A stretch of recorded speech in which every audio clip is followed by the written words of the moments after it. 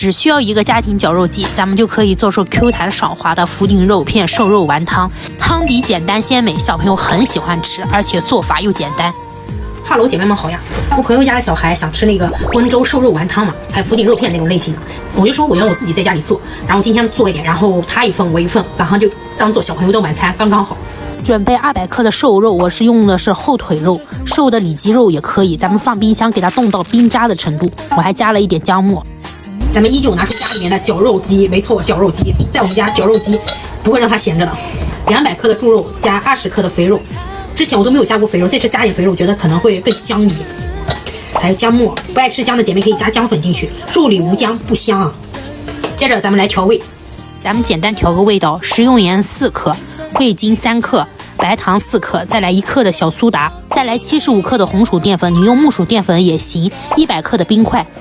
现在咱们就可以利用绞肉机给它搅打上劲了。好多朋友问我为什么要加小苏打，小苏打是分解蛋白质，让肉变得会更嫩一点，充当保水剂的作用。还有就是小苏打我们放的不多，对身体没有害啊，不要想那么多。还有一个就是为什么外面卖的是红红的，因为外面卖的放了一点点红曲粉，如果你想要有颜色更好看，你也可以放红曲粉。还有个红薯淀粉还是木薯淀粉，这里我用红薯淀粉、木薯淀粉都可以，如果你不加粉也行，多加点粉也可以，只不过就是口感上面可能会不太一样。粉多的话，那肉感就会变少，粉感就会变多；那粉减少的话，那肉感就会变得更多，也就根据你们自己喜欢的口味来决定。咱们还是要记住，全程咱们低温给它搅打上劲。咱们这个绞肉机按3到5秒给它休息一次，不要一直按它，电机容易出现过热保护。主要它的原理还是肉在低温的状态下搅打，它能够上劲。如果电机出现过热保护，那么就把这个绞肉桶放进冰箱里面冷冻，保持低温。等到你的绞肉机休息好了之后，咱们再拿出来继续搅打。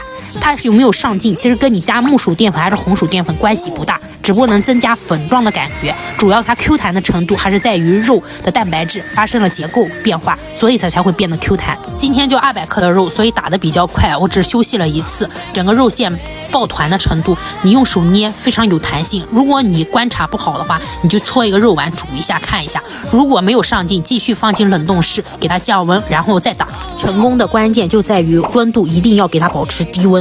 打好的肉浆我是平铺在了刀背上，然后煮一锅开水，用筷子一点点划拉进去。这个比较简单，咱们尽量的把这个下小一点，因为煮的过程当中它会慢慢的膨胀起来，变得很大，全部煮到它浮起来就可以了。简单的调个汤底，我的汤底用的是这种葱油的猪油，有一点葱香味，你可以用芝麻油也行。再来一点味精、食用盐、生抽、小虾米，还有紫菜，再来一点点香菜，不爱吃香菜的可以不加。煮熟后的瘦肉丸汤，咱们就可以直接倒入碗里面了，然后给它搅拌均匀。爱喝汤的姐妹可以多来一点。咱们自己做的这个瘦肉丸汤又干净又好吃，特别的弹牙。不管你是用木薯淀粉、红薯淀粉做出来的都很好吃。我自己这碗里面加了醋和辣椒油，也很好吃，小朋友吃的嘎嘎香。